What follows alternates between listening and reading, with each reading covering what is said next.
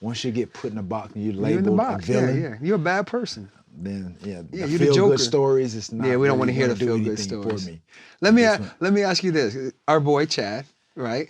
Did it ever bother you that you would do a dance and Chad did a dance, and when they showed it on ESPN, they like Chad. They celebrated him. They was like, oh, that was a great celebration, and then you would do it same, almost not same, but something like it's a celebration. it's a celebration, but yours would be like looked down upon. Oh, he's so selfish. Why would he do that? Yeah, his teammates aren't around. But it's the same thing. That's the only thing I did not. I couldn't stand that when that would happen. Till this day, yeah. But again, everything that I was vilified for, almost damn near condemned. You love being the villain, though. You love. But now, guess what? They're embracing all of that. Of course, because it's. But you know why? Because I was above my time, dude. I don't know if he was. Trust me, I was above my time. I know. I probably because I was doing danced. Stuff that they just didn't. They couldn't wrap their heads and minds around, and that's what these kids are doing now. I had better ideas than yours. I just didn't. What ideas? I had better.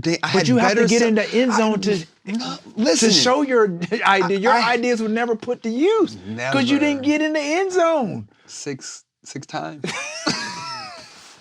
I damn near got that in one game. I know, it hurts. Oh, it hurts. It hurts. I know. But I had a good idea during the week, and then I didn't. Had we really known each other? I would have sent them over. You should have just said, "Hey, I do it all for you." Hey, I got a good one, T. Make sure you do this one through me. Make sure you do this one this week, dog. Oh bro, man, dude, trust me, dude. My confidence was on another level, dude.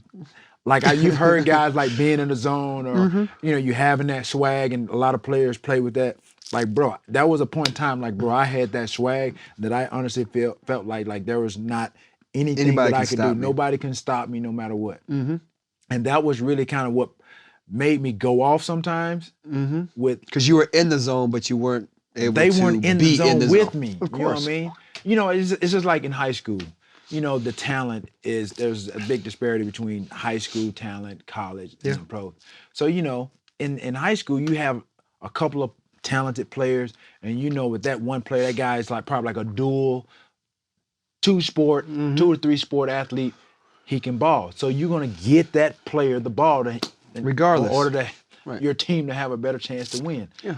That's how I was when I played in the pros. In high school and college, you weren't I never felt that way. Right. But when I was in the pros, I understood. So that's why I was like, I used to go off because I'm like, yo, sometimes game plans need to just go out the window.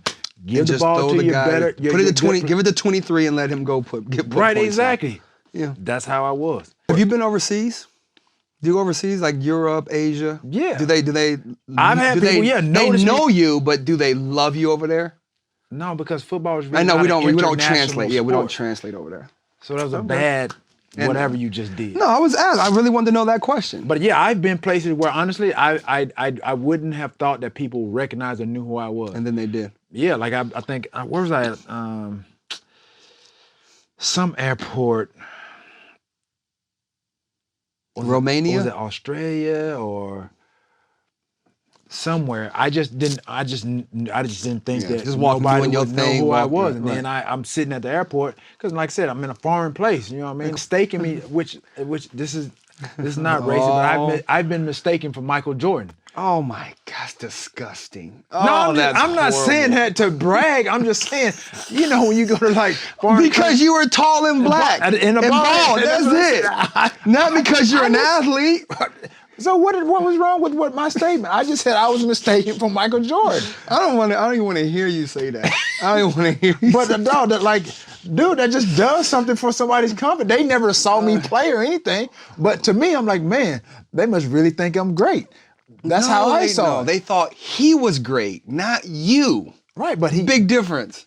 True, but they put me in kind of in that category. No. But dog, let's go back to you put me right here, though. Like I'm just saying, okay, let's go back to the zone. Right? These are basketball players on that's Kobe and just say these are like LeBron and Shaq, and that's toward the top, and then you have some guys, like right there on your Hardens and they kind of like right there. And the same thing with like football. This is football. Okay, Walter Payton, Barry Sanders, Barry Deion Sanders. Yep.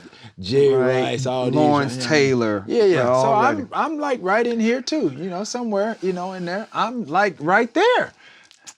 As it relates to my state, you know why I say that, bro? Because, and I put myself in that category because I wasn't looked upon as being a superstar or somebody that people expected to be a superstar from high school or college. Or your first 2 years in the league. Or Right. exactly. I agree. So that's why and this is real talk. Like, so sometimes like I reflect back on my career and I'm like, man, I really did some amazing things. Based on where I, going to a small school. You went to a small school, what, Livingston? Langston. Same thing. Livingston. It's the same. Not the same. Langston University. Same. Say it with me. Langston University. It's still in Oklahoma. The last 5 letters NGSTON. It's the same thing. It starts with an L. Langston, Livingston. It's same thing. But yeah, you went to a small school. I went to UT Chattanooga. So again, when I think about the players that I played with from college and then even in the pros and where I was, as you said, my first probably like 3-4 years, nobody expected the end result. Yeah. Absolutely. I agree. And so again, for me, honestly, it's an honor to be even spoken in the same breath as like some of the all-time greats and the best that ever played the game. And when you say best that ever played the game, like I said, I kind of exclude myself when I hear that, but then you hear people that say some of the players that play the best to play the game. Yeah. The players that you meet, your Lawrence Taylors, your Deion Sanders, Barry Sanders, Bo Jackson. Yeah, so bro, like for me to be even said in that category, bro, come on, dog. I'm like, I'm up here with Kobe and MJ and all these guys, dog. We kind of on the same plane, dog. I'm just saying, dog. I'm just saying, I just kind of move myself on up a little bit. You know what I mean? Put you back on the table, dog. I'm just saying, I'm just saying. That's funny. Again, when you're in a zone, when you were in a zone, dog, dude, trust me, it's nothing like it. This is the first time I noticed when I was in the zone, right? So when I was a rookie, when I got out there to the field, like say first game, say we're playing the Niners, right? I would just see red. Like I didn't see a number. I didn't see, that the helmet. I would just see red. It was moving so fast, right? What? Because that's what when you're a rookie, everything's moving fast when you're a rookie, right? You see red, right? You see the jerseys, right? My second year, so you were in a zone in your first year? Easy. No, that was my first year. Second year, I started seeing numbers. Like, okay, this is 23. Okay, so things are clearing up. Right, names on the back of a jersey. Right, that was the transition. Things are starting. Yes. Right. My third year, I started seeing faces. Like, okay, I know such and such. You can see the face through the face mask, right? Stuff like that. It was slowing down for me. Then in my fourth year, I remember a play. I ran a slant, and I took 3 steps and ran a slant, and I could tell where the DB was because I could hear him breathing. Like that's how much, and that's some Bruce Lee stuff, dog. And then you catch the ball, you go to the ground, then you get up, and the crowd noise comes back to you.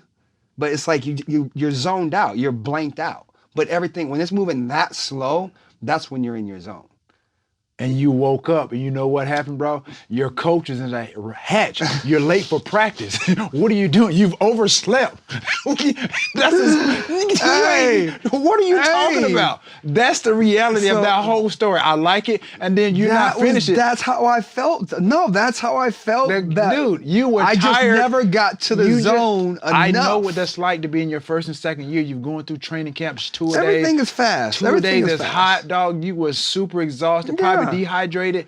Dog, you fell asleep. You overslept for the second practice, dog. And you heard your coach like, Hatch. And you felt his breath on you. Hatch, wake up. Wake up! Hey, dog, that was my zone, oh, snap. Man. See, and then you told this same story. You must not know how it feels to be in the zone. That's what it sounds like. No, you don't know how the same story you just told me. No, you told that to your receiver coach, like, Coach, this is what I was dreaming. Can we make it happen?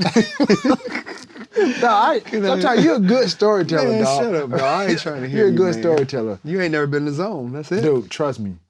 Trust me. You ain't been. Dude, So when trust me, okay, when the ball was coming dude, into you, I don't say a whole lot, but I hear sometimes I hear my teammates and I've had some people that say, man, that boy, that's a bad boy right there. He can't be still. Trust me, I don't say anything, but I hear it. And I heard it. yeah, you heard Me. it. I'm talking about like they said, bro, I'm talking about like that's a bad mofo right there. Yeah, I mean, like, dog, sometimes you had some good plays. And you had a couple good plays. And they was like, dog, how fast are you, dog? Do you know how fast you were moving? No, you was just running out of control. No, dog. Sometimes you were I've told running, people, dude, early on in my career, dog, when I was just running the route, right. I wasn't really reading defense. I was just running like either basic 5 cross, steps basic cross. Right. if it's man, you run away, across. If it's zone, you sit right there. Yeah.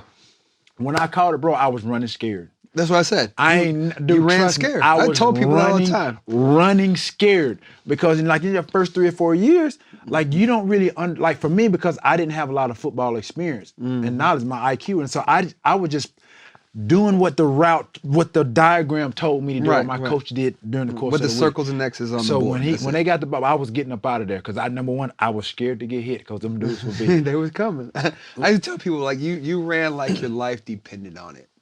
Yeah, I used to run. Saying? Steve Young used to say when I used to mess up or I get mad at myself, he knew what was coming next. Because the one you do catch, you're so. He knew he called it an angry route. Yeah, an angry route was coming up next. Catch it and go, run over everybody. Trust me, people knew like when I ran angry. Yeah, well. And I was running scared half the time. Like, to be honest. Still running scared. Yeah. You're still running scared. But you never really had an opportunity to really run scared like I did. I was just smooth and fast. I didn't have to. Well, yeah, I should have. Maybe I should have tried. But I tell you what, at some point we were on the same level. I'd say 3-4 years. I say we were on the same. After my 4th year, I started kind of. You took I started off. just. And I was doing this. I started. So for me, I never, because of the talent that we had on the team, it wasn't pressure, but they set the bar for me. Like I didn't want to fail. Like I wanted to get on that level. Yeah. For somebody that you had with Jake Reed, you had Jake Reed, Chris Carter, Randy Moss. What was it like to be like almost kind of like on the outside looking in, knowing like I know you're a confident person. I'm being real now. You're a confident person. Like, man, I can ball too if I just get the opportunity. I didn't have the opportunity. Right. So how for somebody like, and there are a number of guys in the league, I'm sure that are out there like that. There are people that are on the streets that see the game and how it's played and feel like they can go do the same thing because we make it look easy. Yeah. As a player, what did that feel like? Because at some point, when I was my first, I say 2 years, when you're a rookie and a second-year guy, you're trying to continue, you're trying to make the team. Right. And that's what it felt. It felt like it was nerve-wracking. All the time.